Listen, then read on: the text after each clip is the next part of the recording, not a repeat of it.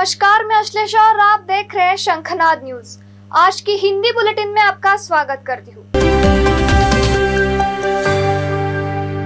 देश में paper leak पर लगाम कसने के लिए केंद्र सरकार ने अब एंटी पेपर लीक कानून लागू कर दिया है। मोदी सरकार ने बीते शुक्रवार के देर रात इस कानून को लेकर एक नोटिफिकेशन जारी कर दिया।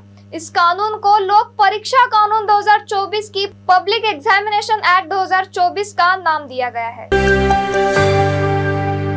महाराष्ट्र में इस साल होने वाले विधानसभा चुनाव से शरद पवार ने एमबीए के सीटों में शेयरिंग को लेकर अपना स्पष्ट रुख दिया है।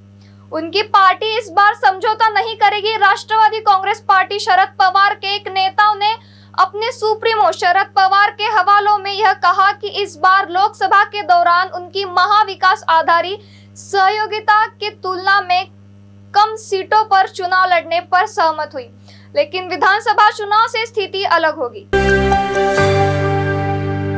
महाराष्ट्र में आगामी विधानसभा चुनाव को देखते हुए चुनाव आयोग ने मतदाता सूची संक्षिप्त पुनरीक्षण कार्यक्रम घोषित किया है, जिसके तहत बीएलओ 25 जून से 24 जुलाई के दौरान लोगों के घर घर जाकर मतदाता सूची की जांच करेंगे। बताया जा रहा है कि लोकसभा चुनाव में जिन मतदाताओं के नाम मतदाता सूची में नहीं पाए गए या कट गए, उन सभी के नाम इस सूची में जोड़े जाएंगे। साथ ही नए मतदाताओं का पंजीयन भी किया जाएगा। महाराष्ट्र विधानसभा चुनाव के अब राजनीतिक दलों ने तैयारी शुरू कर दी है। चुनाव लड़ने के इच्छुक नेता ने भी टिकट के लिए अपनी दावेदारी पेश करी है। बात अगर हिंगनघाट विधानसभा क्षेत्र से करें तो भाजपा के सुमीर कुनावार का कब्जा है। महाविकास आघाड़ी के कई नेताओं ने हिंगनघाट के लिए अपने दावेदारी प्रस्तुत करना शुरू कर दी है। इस सीटों को लेकर एमवीए के नेता ने टकरार की परिस्थिति निर्माण होने की संभावना है। रांका एसपी गुट की ओर से पूर्व विधायक राजू तिमांडे, सहकारिता नेता एडवोकेट सुधीर कोठारी, प्रदेश महासचिव अतुल वंदिले सीट के लिए प्रबल दावेदार है। वहीं यूबीटी के विठ्ठल गुल्हा ने राजेंद्र खुपसरे ने अपनी दावेदारी प्रस्तुत की। महाराष्ट्र में एक बार फिर आरक्षण को लेकर मराठा और ओबीसी समाज के बीच द्वंद्व देखने को मिल रहे हैं। मराठा कार्यकर्ताओं ने मनोज जरांगे पाटिल ने अब आरक्षण के मुद्दे को लेकर महायुति सरकार पर निशाना साधा है। उन्होंने महाराष्ट्र सरकार पर मराठा और अन्य पिछड़ा वर्ग समुदाय के बीच तनाव उत्पन्न करने की कोशिश करने का आरोप लगाया है।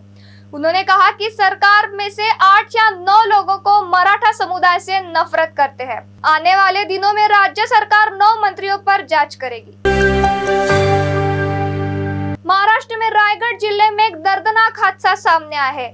यहाँ के खालापुर में शुक्रवार को ट्रैकिंग के लिए गए 4 कॉलेज के छात्राओं को पानी में बूड़ने से मौत हो गई। बताया जा रहा है कि ट्रैकिंग के दौरान एक छात्र तैरने के लिए बांध में उतर गया था। उसी के दौरान उसको बचाने के लिए 3 अन्य छात्र भी बांध में कूद गए थे।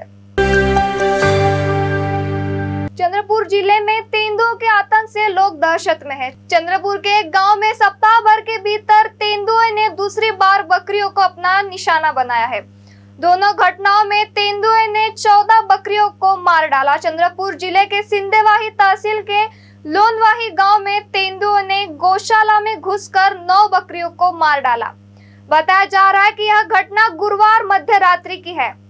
3 दिनों में इलाकों में दूसरी बार यह घटना होने से नागरिकों और पशुपालकों में भय का माहौल व्याप्त है। लोनवाही के नागरिकों की यह मांग है कि वन विभाग ने तेंदुओं का तत्काल बंदोबस्त किया जाए।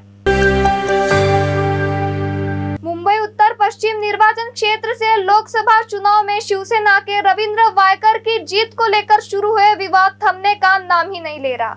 यह मामला इतना बड़ा है कि एक निर्दलीय उम्मीदवार ने शुक्रवार को बॉम्बे हाई कोर्ट का रुख किया और चुनाव में शिवसेना के रविंद्र वायकर की जीत की चुनौती दी। वायकर ने निर्वाचन क्षेत्र से शिवसेना के अपने निकटतम प्रतिद्वंदी अमोल कीर्तिकर से 48 मतों से अंतर से चुनाव जीता था।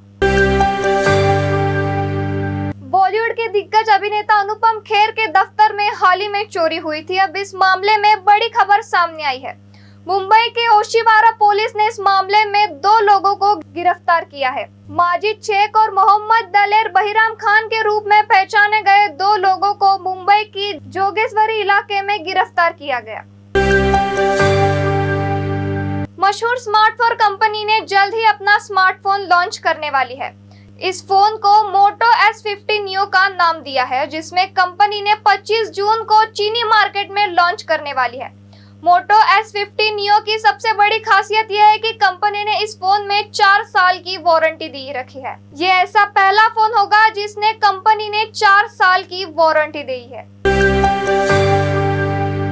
अयोध्या राम मंदिर प्राण प्रतिष्ठा में मुख्य पुजारी की भूमिका निभाने वाले पंडित लक्ष्मीकांत दीक्षित का आज निधन हो गया। उनकी आयु 90 वर्ष थी और वह भारतीय सनातन परंपरा के प्रकांड विद्वान माने जाते थे। आचार्य पिछले कुछ दिनों से ही बीमार रहते थे और वृद्धावस्था की गंभीर बीमारी से चपेट में थे। बता दें कि लक्ष्मीकांत राम मंदिर प्राण प्रतिष्ठा आयोजन के मुख्य पुजारी की टीम में थे। उन्होंने इस अति महत्वपूर्ण प्राण प्रतिष्ठा में 121 पुरोहितों का नेतृत्व किया था। आज के हिंदी समाचार के लिए इतना ही, फिर मिलेंगे नए समाचार के साथ।